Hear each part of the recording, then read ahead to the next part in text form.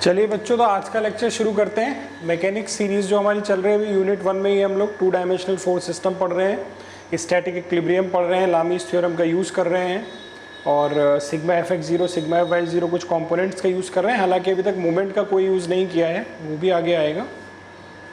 ठीक है बच्चों, और आई होप मेरी आवाज़ सही आ रही है। जल्दी से बता दो एक बार। Okay okay okay okay. तो जैसे मैंने बोर्ड पर लिख भी रखा है, फ्रिक्शन हम लोग पढ़ रहे हैं और 2-3 लेक्चर मैं ले चुका हूँ। पीछे वीडियो देख लीजिएगा जिनका मिस हो गया हो कुछ। आज मैं तुम लोगों को कुछ नई चीज़ सिखाता हूँ और बड़ी इंपॉर्टेंट है। थोड़ा डिस्कशन ज़्यादा होगा, सवाल शायद आज हम लोग एक आधी कर पाए, लेकिन डिस्कशन ज़्यादा होगा, उसको ध्यान से समझना। आज हम लोग समझते हैं ब्लॉक ओवर ब्लॉक के केस।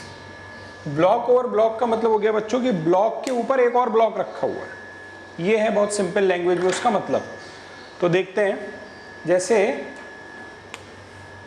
ये ग्राउंड है। ये क्या है बच्चों? ये ग्राउंड है, यानी ज़मीन है। ठीक, इसके ऊपर एक ब्लॉक रखा है जो मैंने ब्लैक कलर से बनाया है, ये। और फिर इसके ऊपर एक और ब्लॉक रखा है, थोड़ा सा डार्क कर दे रहा हूँ ताकि अच्छे से दिखाई देगा तुम लोगों को। और इसके ऊपर एक और ब्लॉक रखा हुआ है जो मैं ऐसे ब्लू कलर का बना दे रहा हूँ। ये मैंने बना दिया। ठीक बच्चों, इसमें कितनी सरफेसेस तुम्हें दिखाई पड़ रही हैं? कितनी सतह, कितनी सरफेसेस दिखाई पड़ रही हैं बताइए। और यहां पे क्या किया मैंने? इसको एक रस्सी से बांध दिया है ऐसे, और यहां पर मैं P फोर्स लगा रहा हूं, इसको इस डायरेक्शन में खींच रहा हूं। तो कितनी जगह कांटेक्ट है पहले तो मुझे ये बताओ। कांटेक्ट कितनी जगह है? एक तो ये कांटेक्ट है और एक ये कांटेक्ट है, 2 कांटेक्ट। तो पहले तो एक बात ये जान लीजिए कि जितने कांटेक्ट होंगे उतनी रिएक्शन आएगी, और अगर सरफेस रफ है तो उतने ही फ्रिक्शन भी आएंगे। जितनी रिएक्शन आएंगे उतने ही फ्रिक्शन भी आएंगे। जितने कांटेक्ट उतनी रिएक्शन उतने फ्रिक्शन। यानी यहाँ पर 2 कांटेक्ट है, इसका मतलब 2 फ्रिक्शन फोर्स आने वाले हैं, उनके नाम रख लेंगे FR1 FR2, और 2 रिएक्शन आने वाले हैं, उनका नाम भी रख लेंगे R1 और R2। देखते हैं, बहुत ध्यान से समझना बच्चों। पहले मैं यहाँ की बात कर रहा हूँ, इस वाले ब्लॉक की बात कर रहा हूँ जो नीचे है। मान लेते हैं इसका जो वेट है वो सपोज 100 न्यूटन है, और इस वाले का जो वेट है सपोज कर लेता हूँ मैं 50 न्यूटन है। ठीक, यहाँ 2 सरफेस कांटेक्ट में है, तो यहाँ ये जो सरफेस है ना बच्चों, ये वाली रेड वाली का नाम मैंने 1-1 सरफेस रख लिया है। ठीक, और ये वाली जो सरफेस है, ये यहाँ पे जो कांटेक्ट है, इसका नाम मैंने 2-2 रखा हुआ है ऐसे। ठीक है, अब देखो जरा,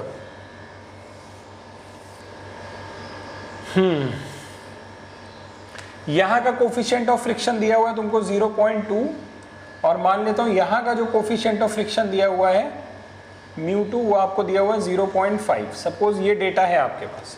आपसे पूछ रहा है कितना फोर्स P लगाया जाए कि ये पूरा सिस्टम जो है वो अबाउट टू मोशन में आ जाए। कितना फोर्स लगाया जाए, बहुत ध्यान से देखना बच्चों जरा। नीचे वाले ब्लॉक की मैं बात कर रहा हूँ, नीचे वाले ब्लॉक की बात कर रहा हूँ जो मैंने ब्लैक कलर से बनाया हुआ है, उसकी बात कर रहा हूँ। बहुत ध्यान से देख के मुझे बताना जरा। इस ब्लैक वाले का एक कांटेक्ट ऊपर ब्लू वाली सरफेस से है, तो ये मैंने ब्लू वाली सरफेस बना दी। ठीक बच्चों, उसके बाद में इस ब्लैक वाले का एक कांटेक्ट जो है नीचे रेड वाली सरफेस से है, तो इस पर मैंने एक रेड वाली सरफेस भी नीचे बना दी। सही है इतना? ठीक, इसका वेट नीचे लग रहा है, तो वेट 100 न्यूटन मैंने नीचे बना दिया। अब देखो ये यहाँ इस जमीन पे रखा है ना, तो जमीन से ऊपर रिएक्शन आएगी ना यहाँ पर एक। अरे आएगी कि नहीं आएगी? इस सरफेस का नाम मैंने 1 रखा, तो यहाँ से ऊपर एक रिएक्शन R1 हो गई, तो इस पर एक रिएक्शन ऊपर ऐसे R1 हो गई। मैंने यहाँ बराबर में बनाई है, आप चाहते तो सेंटर से बनाते जैसे हम लोग बनाते हैं। ठीक, अब देखो जरा, इस वाले ब्लॉक को आगे खींचा जा रहा है, यानी इसकी जो 2 ब्लैक सरफेस हैं ये दोनों आगे चलेंगी। ये जो 2 ब्लैक सरफेस है ये दोनों आगे चलेंगी, तो दोनों ब्लैक सरफेस पे फ्रिक्शन किधर लगेगा? पीछे लगेगा। तो यानी इस पर एक सरफेस फ्रिक्शन हो गया Fr2 क्योंकि इस सरफेस का नाम मैंने 2 दिया है, और इस पर एक फ्रिक्शन पीछे हो गया Fr1। क्यों? क्योंकि ब्लैक वाली सरफेस आगे जा रही है ना, तो फ्रिक्शन किधर लगेगा? पीछे लगेगा। इतनी बात हो गई। और एक फोर्स ये P लग रहा है, तो P को मैं ऐसे बना लेता हूं। बेटा माइक अपना म्यूट करिए, जिनका माइक ऑन है। जब आपको कुछ पूछना हो केवल तभी अपना माइक ऑन किया करिए।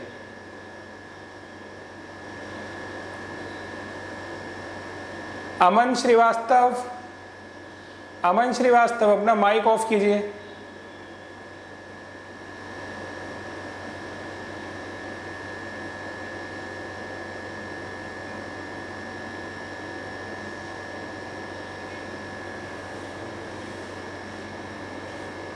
चलिए देखिए बच्चों, बहुत ध्यान से सुनो। ये दोनों ब्लैक सरफेस आगे जा रही है, तो दोनों फ्रिक्शन मैंने पीछे लगा दिए हैं। अब मैंने ये कहा था देखो इसका कांटेक्ट दो जगह है ना, तो दो फ्रिक्शन दो रिएक्शन, तो बिल्कुल सही बात है, दो फ्रिक्शन आगे। यहां पे क्या होगा? एक्चुअली ऊपर वाली बॉडी नीचे वाले पर कुछ फोर्स लगा रही है ना, चाहे अपना वेट लगा रही हो चाहे कुछ भी लगा रही हो। ऊपर वाली बॉडी नीचे कुछ फोर्स लगा रही है ना, चाहे अपना वेट लगा रही हो, कुछ तो लगा रही है। हमें नहीं पता वेट लगा रही है कि नहीं, लेकिन हमें ये पता है। एक बात ध्यान देना जरा, इन दोनों बॉडी की बात कर रहा हूं। ये ब्लैक वाली बॉडी है और ये ब्लू वाली बॉडी है। आप एक बात जानते हैं कि अगर ये जमीन पे ऐसे रखा होता तो यहां से एक रिएक्शन आती कि नहीं आती? उसका नाम मैंने R2 रख दिया। क्यों आती? क्योंकि नीचे कुछ फोर्स लगा होगा। तो वो फोर्स क्या? एक्चुअली इसका वेट है। तो हम लोग वेट नहीं लिखेंगे कि इसने इस बॉडी पर अपना वेट लगाया। हम लोग का एक्शन एंड रिएक्शन होता है ना भाई, जितना रिएक्शन आती है उतना ही एक्शन हुआ होगा, जितना रिएक्शन आती है उतना ही एक्शन हुआ होगा। तो ऊपर वाली बॉडी ने नीचे क्या लगाया होगा? R2। तो नीचे वाली बॉडी ने ऊपर क्या लगाया होगा? R2। वो अलग बात है कि ये जो ऊपर से नीचे लगाया R2 वो एक्चुअली इसका वेट है, वो एक्शन है। तो हम लोग ये नहीं कहेंगे, जब भी हम लोग अभी तक काम करते थे तो हम लोग ये करते थे कि नीचे वेट बनाते थे और ऊपर रिएक्शन बनाते थे। बिल्कुल सही है। तो वेट एक्चुअली एक्शन वाला फोर्स होता था, एक्टिव फोर्स होता था, और रिएक्शन रिएक्टिव फोर्स होता था। तो मैं अब की बार जो एक्टिव फोर्स है, और अगर तुम सिग्मा Fy0 करोगे तो R बराबर W होगा, तो मैं ये भी तो कर सकता था कि नीचे R लगा लूं कि जितनी रिएक्शन ऊपर आई उतना ही नीचे फोर्स लगा होगा, क्योंकि एक्शन रिएक्शन लॉ यही कहता है। तो यही काम करना है हमें। ऊपर वाली बॉडी का वेट मत लगाइएगा, ये आगे बहुत काम आएगी। जो कॉन्सेप्ट मैं बता रहा हूं कि ऊपर वाली बॉडी का वेट नहीं लगाइएगा, जितनी रिएक्शन आई उतना ही ऊपर वाली बॉडी ने एक्शन किया होगा। तो मैंने R2 लगा दिया, यानी नीचे वाली बॉडी पर एक R2 भी लग रहा है। तो वो R2 नीचे के डायरेक्शन में लग रहा है, तो मैं ऐसे एक R2 भी बना देता हूं। अब देखो इस ब्लॉक का कांटेक्ट दो जगह था ना, तो दो रिएक्शन बन गए R1 और R2, और दो फ्रिक्शन बन गए। फोर्स P दिया हुआ था और वेट दिया हुआ था, सारे फोर्स उसके कंप्लीट हो गए हमारे पास। ठीक, अब ऊपर वाली बॉडी को देखते हैं जरा। ऊपर वाली बॉडी का कांटेक्ट तो एक ही जगह है, तो इस पर एक रिएक्शन आएगी और एक टेंशन आएगा। तो ऊपर वाली बॉडी बना रहा हूं, उसको देखिए जरा। ये है ऊपर वाली बॉडी। ठीक, अब इसका वेट नीचे 50 न्यूटन।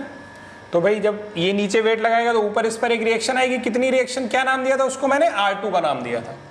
तो रिएक्शन आ गई यहां से एक R2। इसके बाद में देखो, जब आप इसको चलाने की कोशिश कर रहे हो, बहुत ध्यान से मेरी बात का जवाब देना बच्चों, जब आप इसको खींच रहे हो तो ब्लैक वाली सरफेस आगे जा रही है, ब्लू वाली सरफेस किधर जा रही है? लेफ्ट या राइट? जब आप इसको खींच रहे हो तो ब्लैक वाली सरफेस तो लेफ्ट जा रही है, तो इसके रेस्पेक्ट में ब्लू वाली सरफेस किधर जा रही है? इसको क्या लगेगा कि ब्लू वाली सरफेस किधर जा रही है? राइट साइड में। वेरी गुड, उसको ये फील होगा। हालांकि वो तो वही रुका है, ये कहीं जा नहीं रहा है, क्योंकि ये रस्सी से बंधा हुआ है। अगर ये रस्सी से बंधा नहीं होता तो ये इसके साथ चल सकता था, लेकिन वो रस्सी से बंधा है तो चलेगा नहीं। तो जब ये इसको तुम खींचोगे ना, तो दोनों ब्लैक वाली सरफेस जो है वो आगे जाएंगी। तो ब्लैक वाली सरफेस को ये लगेगा कि ब्लू वाली सरफेस राइट जा रही है, और अगर ब्लू वाली सरफेस राइट जा रही है तो उस पर फ्रिक्शन किधर लगेगा? लेफ्ट की तरफ। यानी इस पर जो फ्रिक्शन है इस वाली सरफेस पे वो किधर लगेगा? लेफ्ट की तरफ, यानी Fr2, क्योंकि इस सरफेस का नाम मैंने 2 रखा था। ये बात समझ में आई कि नहीं आई? ये सबसे इंपॉर्टेंट बात है, इस पर डिस्कशन कर लो जितना करना हो।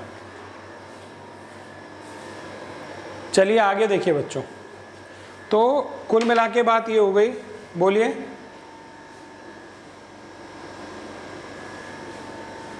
हाँ वही तो मैं कह रहा हूं, फिर से मेरी बात समझो। ऊपर वाली बॉडी ने नीचे क्या लगाया, कुछ फोर्स लगाया होगा नीचे, वेट है या नहीं वो छोड़ दो, ऊपर वाली बॉडी ने नीचे कुछ लगाया तभी तो ये रिएक्शन आई होगी, ठीक। अब रिएक्शन हम ये जानते हैं कि जितना फोर्स तुम लगाओगे उतनी रिएक्शन आएगी, Newton's third law, to each action there is equal and opposite reaction. तो तुम जो ये कहना चाह रहे हो कि सर आप इसकी जगह ना वेट लिखिए, यही तो कह रहे हो, ठीक है ना। तो इस सवाल में तो वेट और रिएक्शन बराबर है, तो तुम ऐसे समझो, ऊपर वाली बॉडी ने वेट लगाया तो ऊपर ऐसे रिएक्शन आती है, ठीक। मैं ये भी तो कह सकता हूं कि जितना इसने लगाया था उतनी रिएक्शन आएगी, तो रिएक्शन कितनी आई, आर, तो इसका मतलब लगाया कितना होगा, आर, आर लगाया होगा, इसीलिए मैंने उसको आर लिखा। और आप भी ये जो कांटेक्ट वाले सवाल है ना, इसमें ऊपर वाली बॉडी का वेट ना लिख करके जितनी उस पर रिएक्शन आई है वो रिएक्शन ही नीचे लगाइएगा, ये ध्यान रखिएगा, ठीक है। हाँ बेटा बोलिए। R1 R1 देखो R1 यहां से आ रहा है ना, ये वाला है ना, तो तुम्हारा ये कहना है कि सर इस वाले वेट की जगह भी R1 लिख दें।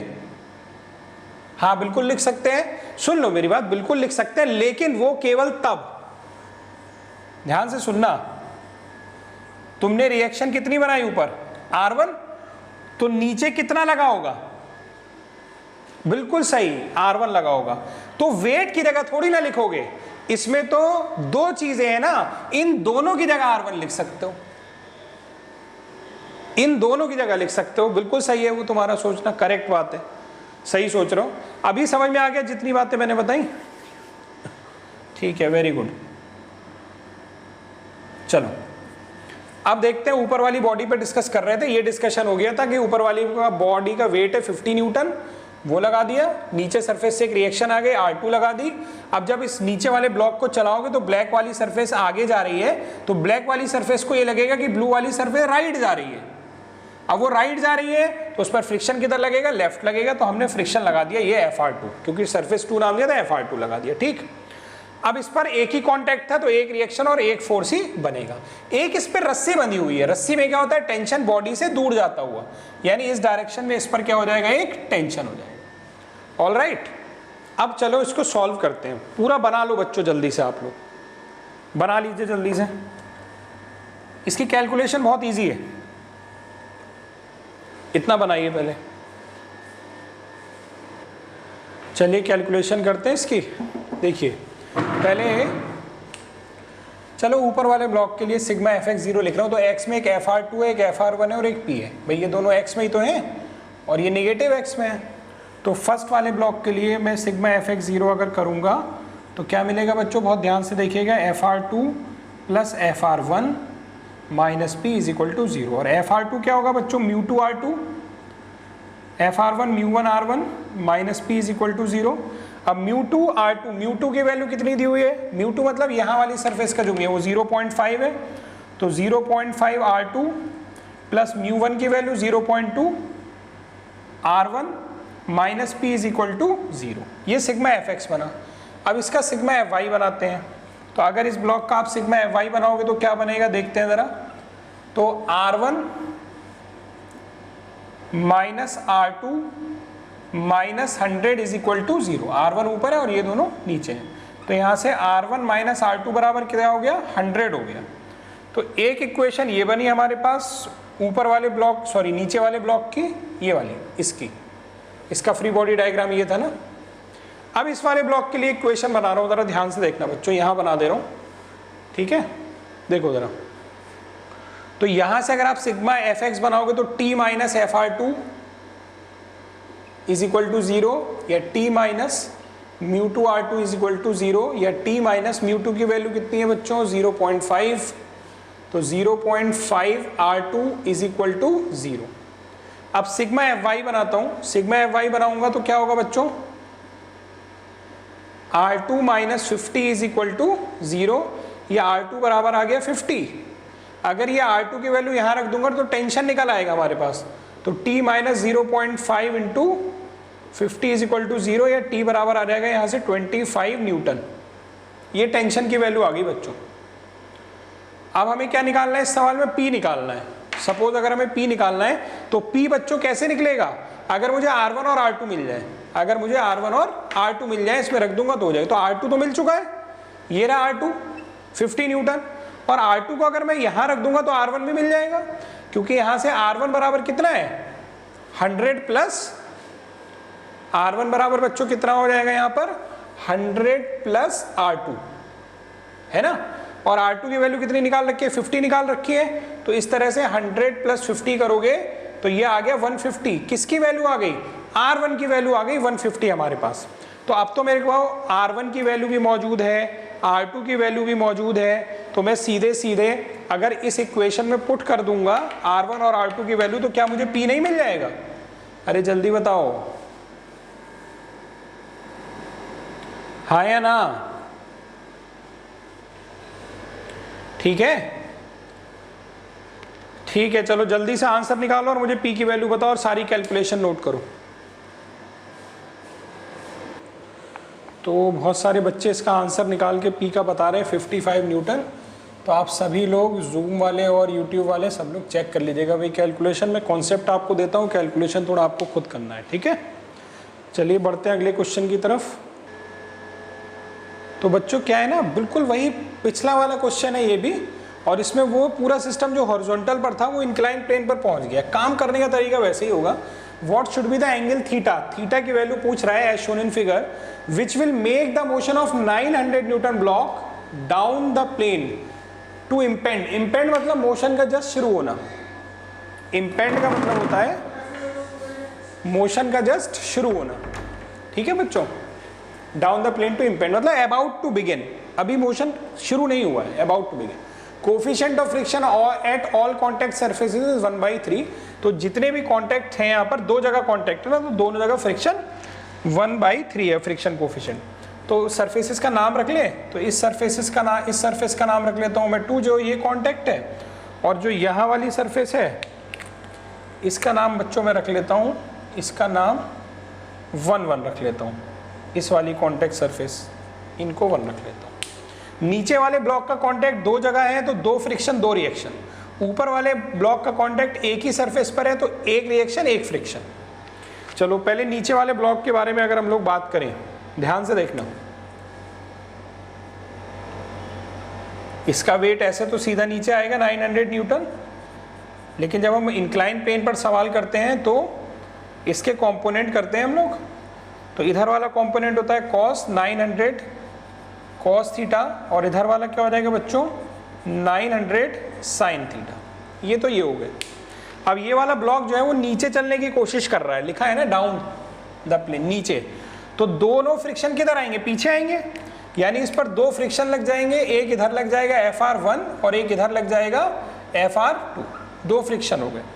दूसरी चीज, ये इस इंक्लाइन प्लेन पे रखा है ना, तो यहां से एक ऊपर रिएक्शन आएगी R1। ऊपर वाला ब्लॉक भी तो नीचे कुछ लगा रहा होगा, वो छोड़ो, अच्छा तुम ऊपर वाला ब्लॉक नीचे क्या लगा रहा है। तुम ऐसे समझो, जहां पर 2 बॉडी कांटेक्ट में होते थे, याद है तो क्या करते थे हम लोग, इधर एक R4 लगाते थे और इधर एक R4 लगाते थे कि नहीं लगाते थे? अरे याद है, जल्दी जल्दी बोलो।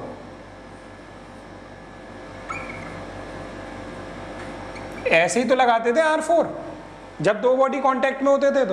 तो ऐसे यहां भी कांटेक्ट में है, तो कांटेक्ट में है तो यहां पर भी एक रिएक्शन ऊपर बना देंगे R2 और एक रिएक्शन यहीं से नीचे बना देंगे R2 कांटेक्ट से, बिल्कुल R4 वाले की तरह।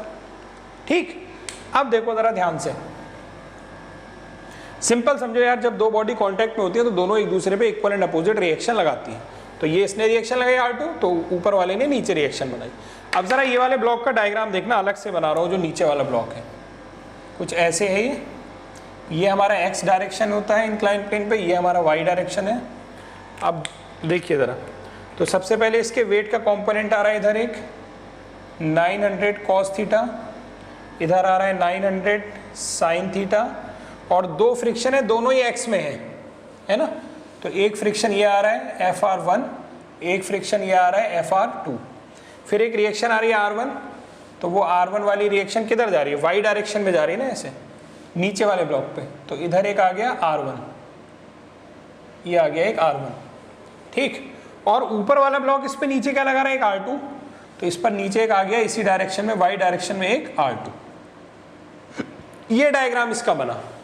अब अगर इसमें हम लोग sigma F X sigma F Y zero करें तो एक्स में ये दोनों फ्रिक्शन और 900 साइन थीटा, और वाई में ये वाला डायरेक्शन। चलिए लिखते हैं जरा इसके लिए सिग्मा एफ एक्स जीरो। तो सिग्मा एफ एक्स जीरो लिखेंगे तो F R one plus F R two minus 900 sine theta is equal to 0। F R one की जगह क्या लिखेंगे, mu one R one plus mu two R two is equal to 900 sine theta. Mu one की value 1/3 है और mu two की भी 1/3 है, तो 1/3 कॉमन ले लो। R one plus R two is equal to 900 sine theta. ये एक इक्वेशन हो गई हमारी। इसका सिग्मा एफ वाई बनाओ। जब इसका सिग्मा एफ वाई बनाओगे तो क्या लिखोगे, R one minus R two minus 900 cos theta is equal to 0, या यहाँ से R one minus R two बराबर हो गया 900 कॉस थीटा। इक्वेशन नंबर 2, ये इक्वेशन नंबर 1। ये सिग्मा एफ एक्स था, ये सिग्मा एफ वाई इस ब्लॉक का है जो नीचे वाला ब्लॉक है। अब ऊपर वाले ब्लॉक के बारे में अगर हम लोग सोचे बच्चों, ध्यान से देखना, उसका पूरा डायग्राम ही मैं अलग बना दे रहा हूँ। तो ये वो रेड वाले ब्लॉक की सरफेस है जिस पर वो ब्लू वाला ब्लॉक ऐसे रखा हुआ है। 300 न्यूटन इसका वेट है जो इस डायरेक्शन में होगा। उसके कंपोनेंट करेंगे हम लोग, तो इधर आ जाएगा साइन कंपोनेंट, तो 300 साइन थीटा, और इधर आ जाएगा 300 कॉस थीटा। उसके बाद में अब ध्यान से बताना मुझे, अगर ये दोनों रेड सरफेस नीचे आ रही हैं तो इनको क्या लगेगा कि ब्लू वाली सरफेस किधर जा रही है, ऊपर जा रही है। अगर ऊपर जा रही है तो उस पर फ्रिक्शन किधर लगेगा, नीचे लगेगा। या एक बात समझ लो, यहाँ दो सरफेस है ना कांटेक्ट में, तो अगर नीचे वाले पे Fr2 तुमने चेक कर लिया इधर है, तो ऊपर वाले पे Fr2 उसका उल्टा ही होगा, ये ध्यान रखो। तो इस वाले पर फ्रिक्शन किधर होगा बच्चों, इस डायरेक्शन में होगा Fr2।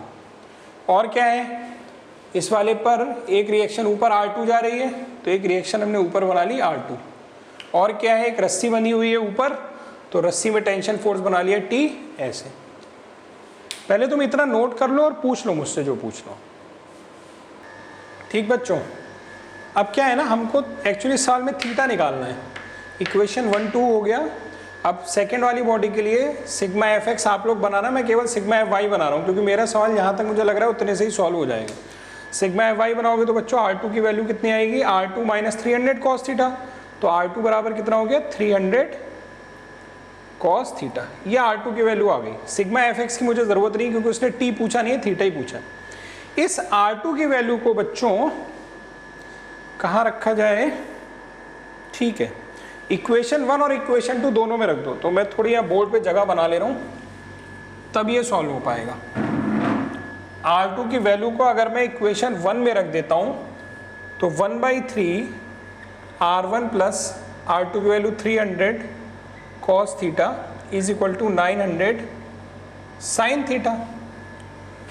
यहाँ से क्या हो गया बच्चों, R1 plus 300 cos theta is equal to, ये 3 उधर जाके मल्टीप्लाई होगा 2700 साइन थीटा। या R1 की वैल्यू कितनी हो गई, 2700 sine theta minus 300 cos theta. ये R1 की वैल्यू आ गई कब, जब आपने R2 को उठा करके इक्वेशन 1 में सब्स्टिट्यूट किया।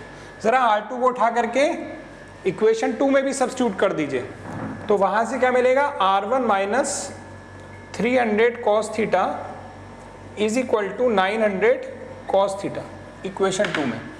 ये वैल्यू उधर जाके प्लस हो जाएगी, तो 900 ये 300 ये टोटल कितना हो गया, 1200 कॉस थीटा। एक वैल्यू R1 की ये भी आ गई, ये भी R1 है ये भी R1 है, दोनों को बराबर कर देते हैं। तो 2700 sine theta minus 300 cos theta is equal to 1200 cos theta. यहाँ से कॉस वाले उधर ले जा रहा हूँ मैं, तो 2700 sine theta is equal to 1500 cos theta.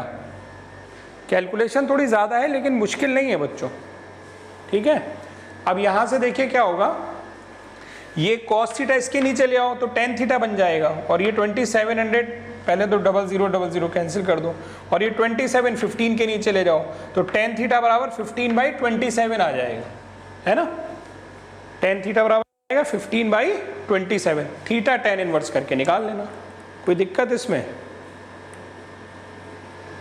यहाँ मैं लिख दे रहा हूँ, यहाँ से कितना आ जाएगा बच्चों, tan theta is equal to 15/27, inverse करके कैलकुलेटर से निकाल लेना, वो तुम्हारा आंसर हो जाएगा। नोट कर लो जल्दी से।